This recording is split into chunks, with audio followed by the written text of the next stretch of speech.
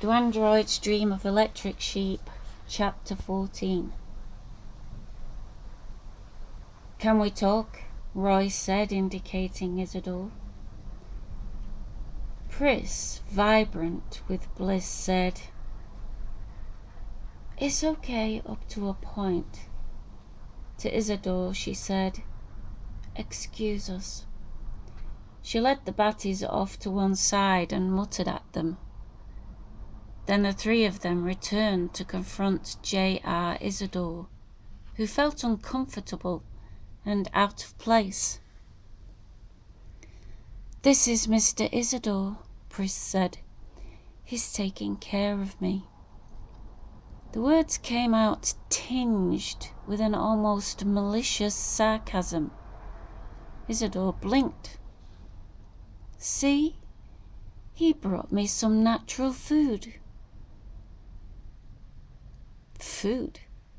Irmgard Batty echoed and trotted lithely into the kitchen to see. "Peaches," she said, immediately picking up a bowl and spoon. Smiling at Isadore, she ate with brisk little animal bites. Her smile, different from Pris's, provided simple warmth. It had no veiled overtones. Going after her, he felt attracted to her. Isadore said, "You're from Mars?" "Yes, we gave up." Her voice bobbed, as with birdish acumen, her blue eyes sparkled at him. "What an awful building you live in. Nobody else lives here, do they?" "We didn't see any other lights." I live upstairs," Isadore said. "Oh, I thought you and Pris were maybe living together." Irmgard Batty did not sound disapproving. She meant it, obviously, as merely a statement. Dourly but still smiling his smile, Roy Batty said, "Well, they got Polakov." The joy which had appeared on Pris's face at seeing her friends at once melted away. "Who else?" "They got Garland," Roy Batty said. "They got Anders and Gitchell, and then just a little earlier today, they got Luber." He delivered the news as if, perversely, it pleased him to be telling this, as if he derived pleasure from Pris's shock. "I didn't think they'd get Luber. Remember, I kept saying that during the trip?" "So that leaves," Pris said. "The three of us," Irmgard said with apprehensive urgency. "That's why we're here," Roy Batty's voice boomed out with new, unexpected warmth. The worse the situation, the more he seemed to enjoy it. Isadore could not fathom him in the slightest. "Oh, God," Pris said, stricken. "Well, they had this investigator, this bounty hunter," Irmgard said in agitation, "named Dave Holden." Her lips dripped venom at the name. "And then Polakov almost got him." "Almost got him," Roy echoed, his smile now immense. "So he's in this hospital, this Holden," Irmgard continued, "and evidently they gave his list to another bounty hunter, and Polakov almost got him too. But it wound up with him retiring Polakov, and then he went after Luber. We know that because she managed to get hold of Garland, and he sent out someone to capture the bounty hunter and take him to the Mission Street building. See, Luber called us after Garland's agent picked up the bounty hunter. She was sure it would be okay, She was sure that Garland would kill him, she added. But evidently something went wrong on mission. We don't know what. Maybe we never will. Pris asked, Does this bounty hunter have our names? Oh, yes, dear, I suppose he does, Irmgard said.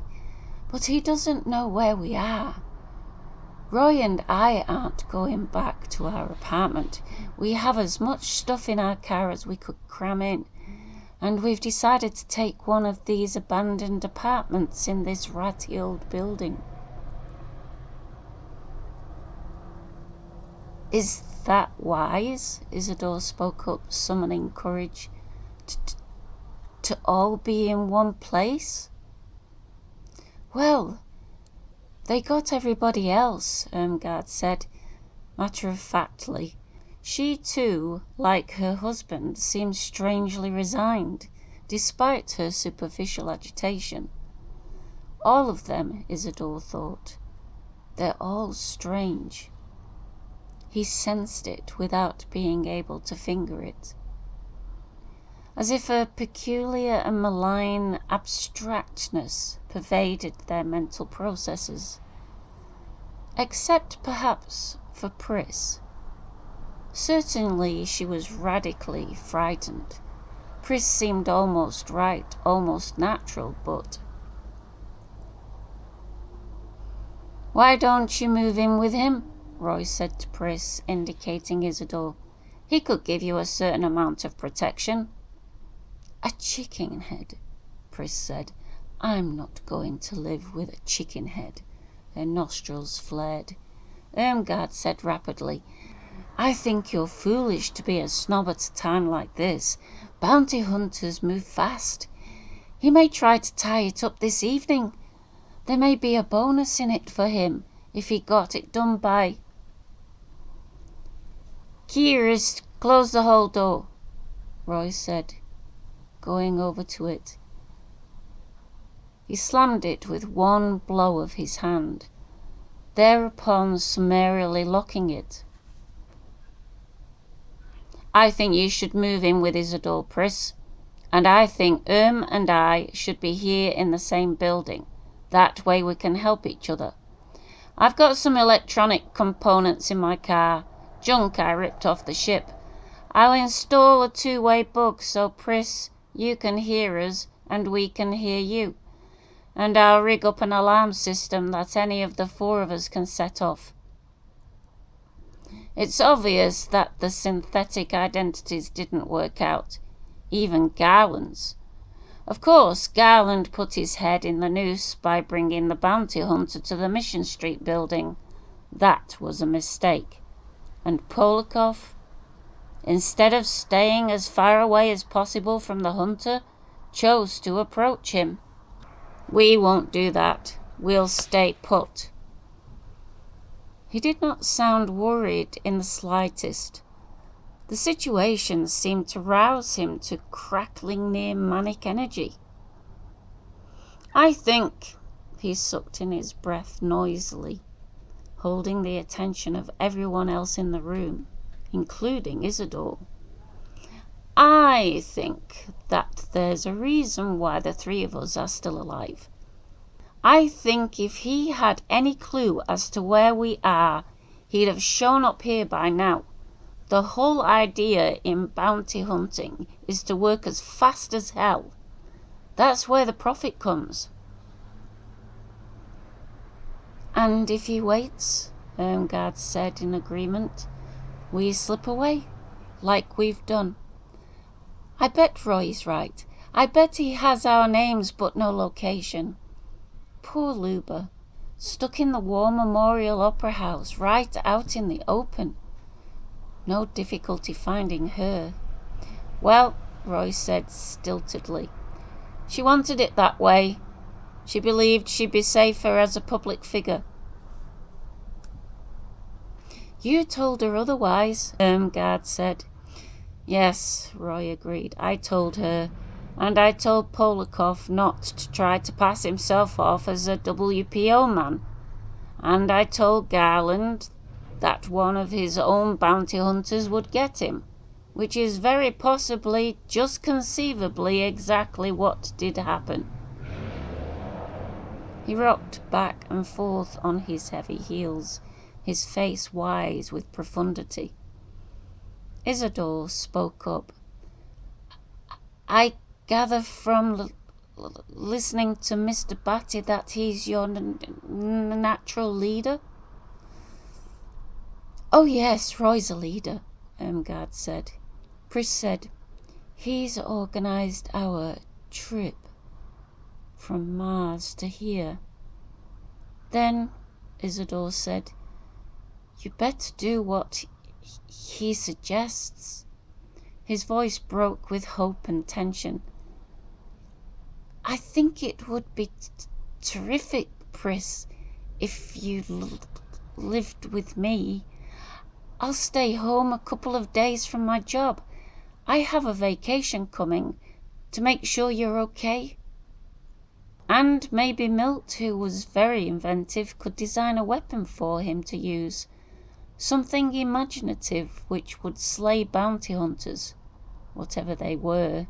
He had an indistinct, glimpsed, darkly impression of something merciless that carried a printed list and a gun, that moved machine-like through the flat, bureaucratic job of killing. A thing without emotions, or even a face.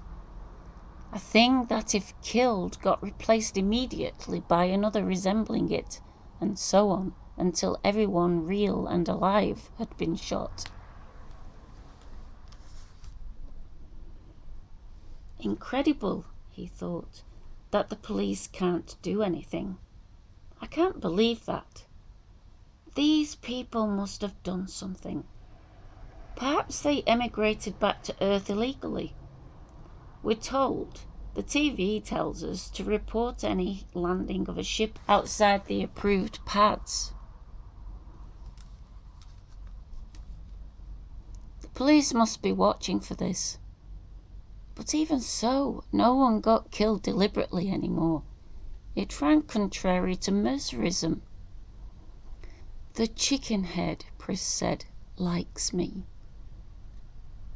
Don't call him that, Pris, Irmgard said. She gave Isadore a look of compassion. Think what he could call you. Pris said nothing. Her expression became enigmatic. I'll go start rigging up the bug, Roy said.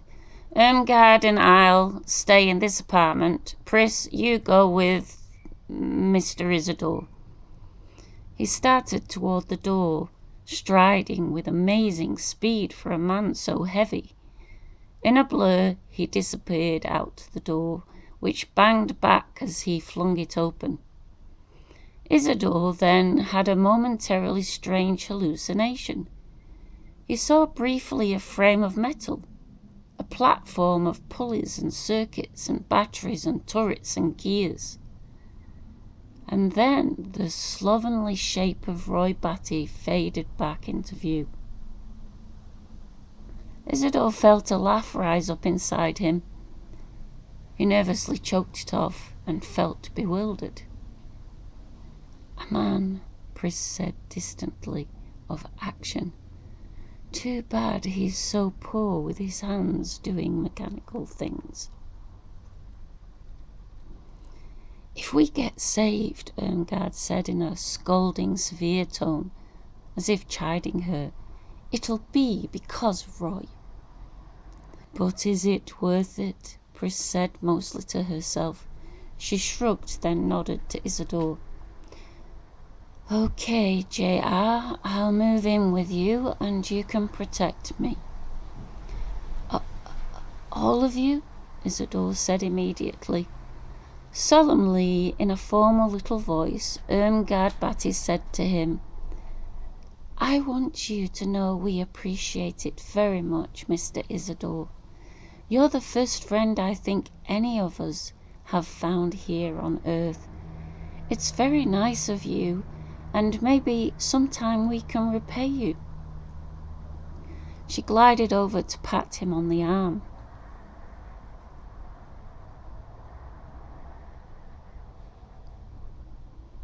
"Do you have any pre-colonial fiction I could read?" he asked her.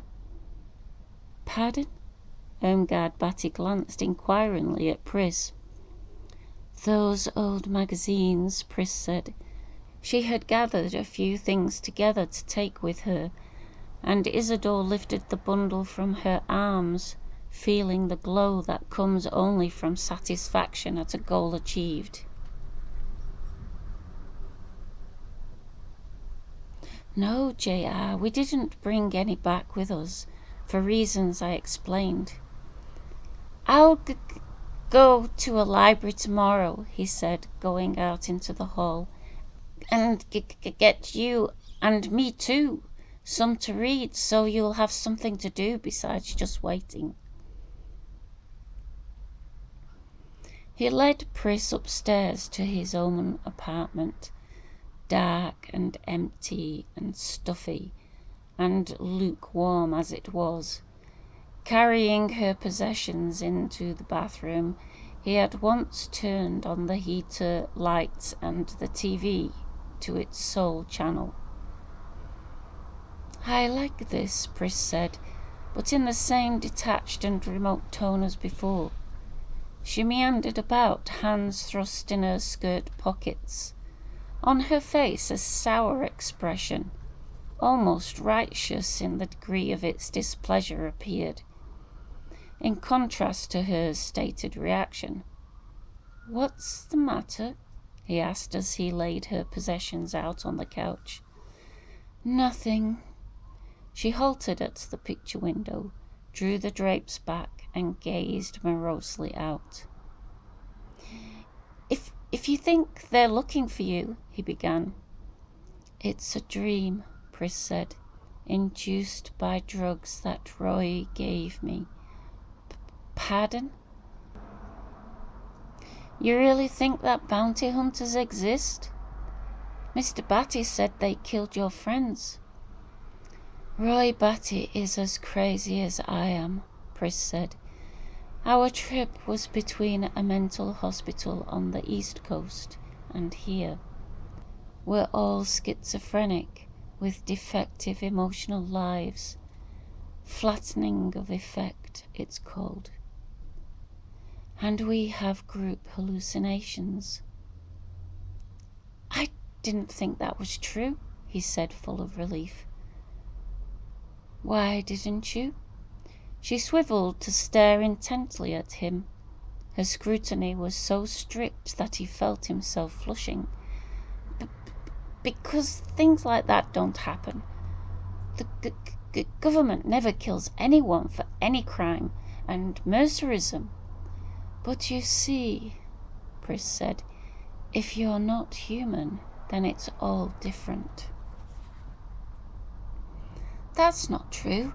Even animals, even eels and gophers and snakes and spiders are sacred." Pris, still regarding him fixedly, said,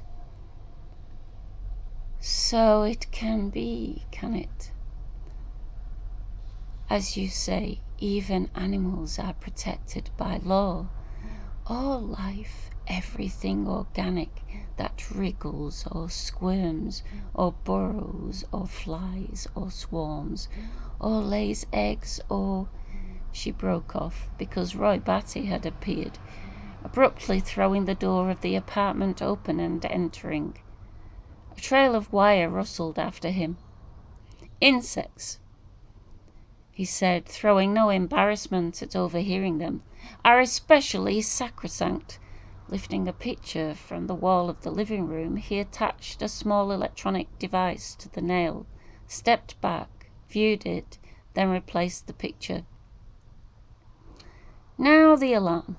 He gathered up the trailing wire, which led to a complex assembly. Smiling his discordant smile, he showed the assembly to Pris and John Isadore. "The alarm. These wires go under the carpet. Their antenna. It picks up the presence of a He hesitated. A mentational entity, he said obscurely, which isn't one of us four. So it rings, Pris said, and then what? He'll have a gun. We can't fall on him and bite him to death. This assembly, Roy continued, has a Penfield unit built into it. When the alarm has been triggered, it radiates a mood of panic to the intruder. Unless he acts very fast, which he may, enormous panic. I have the gain turned all the way up. No human being can remain in the vicinity more than a matter of seconds. That's the nature of panic. It leads to random circus motions, purposeless flight, and muscle and neural spasms, he concluded, which will give us an opportunity to get him, possibly, depending on how good he is. Isadore said, Won't the alarm affect us? That's right, Pris said to Roy Batty. It'll affect Isadore. Well, so what, Roy said, and resumed his task of installation. So they both go racing out of here panic-stricken. It'll give us time to react. And they won't kill Isadore. He's not on their list. That's why he is usable as a cover. Pris said brusquely, You can't do any better, Roy? No, he answered, I can't. I'll be able to get a weapon tomorrow, Isadore spoke up. You're sure Isadore's presence here won't set off the alarm? Pris said. After all, he's, I've compensated for his cephalic emanations, Roy explained. There's some won't trip anything. It'll take an additional human person. Scowling, he glanced at Isadore, aware of what he had said. You're androids, Isadore said, but he didn't care. It made no difference to him. I see why they want to kill you, he said. Actually, you're not alive. Everything made sense to him now. The bounty hunter, the killing of their friends, the trip to Earth, all these precautions. When I used the word human, Roy Batty said to Pris, I used the wrong word. That's right, Mr. Batty, Isadore said, but what does it matter to me? I mean, I'm a special. They don't treat me very well either. Like, for instance, I can't emigrate. He found himself yabbering away like a folletto.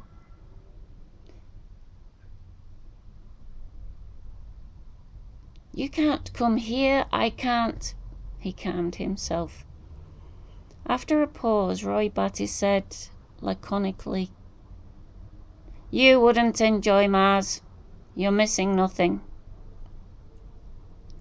I wondered how long it would be, Pris said to Isadore, before you realized we are different, aren't we?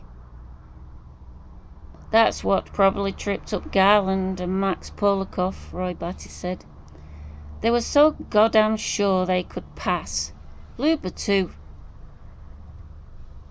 You're intellectual, Isadore said. He felt excited again at having understood. Excitement and pride. You think abstractly and you don't. He gesticulated his words, tangling up with one another, as usual. I wish I had an eye like you have.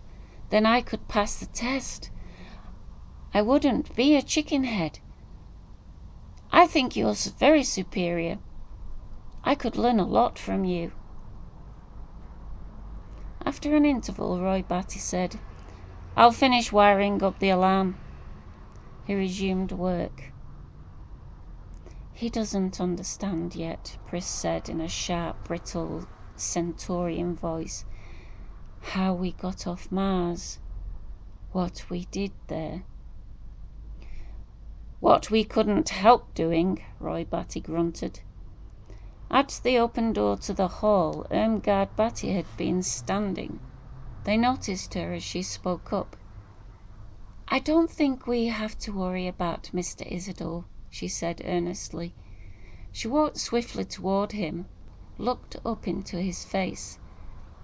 They don't treat him very well either, as he said, and what we did on Mars he isn't interested in. He knows us and he likes us, and in emotional acceptance like that, it's everything to him. It's hard for us to grasp that, but it's true. To Isadore she said, standing very close to him once again and peering up at him, You could get a lot of money by turning us in. You do realize that. Twisting, she said to her husband, See, he realizes that, but still he wouldn't say anything. You're a great man, Isadore, Pris said. You're a credit to your race. If he was an android, Roy said heartily, he'd turn us in about 10 tomorrow morning. He'd take off for his job, and that would be it. I'm overwhelmed with admiration. His tone could not be deciphered, at least Isadore could not crack it. And we imagined this would be a friendless world, a planet of hostile faces all turned against us. He barked out a laugh. I'm not at all worried, Irmgard said. You ought to be scared to the soles of your feet, Roy said. Let's vote, Pris said, as we did on the ship when we had a disagreement. Well, Irmgard said, I won't say anything more, but if we turn this down, I don't think we'll find any other human being who'll take us in and help us. Mr. Isadore is... She searched for the word. Special, Pris said.